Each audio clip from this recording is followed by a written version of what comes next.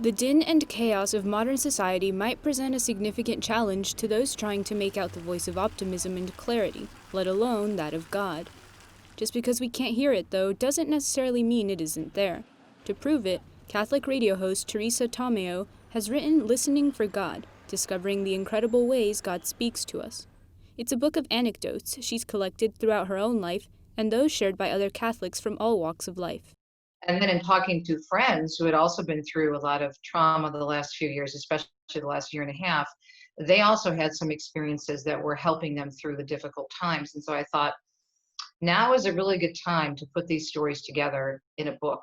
Teresa explains that even people who don't have a strong relationship with God can start to listen for his voice by simply looking for what she calls Godsidences in their own lives.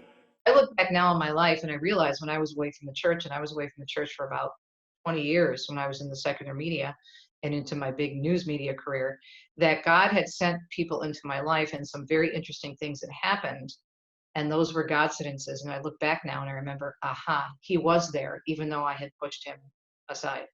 Part of what makes the book so accessible and down to earth is that the stories included are from real people, with real struggles and real moments of being surprised by God's presence.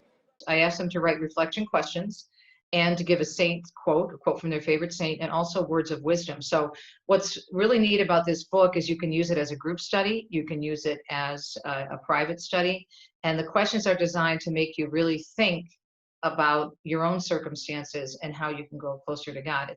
Listening for God reflects Teresa's conviction that God tailors his voice to each person's unique way of perceiving the world. Her book can be an instrument to help tune in to that voice, no matter what frequency God may be using to get one's attention.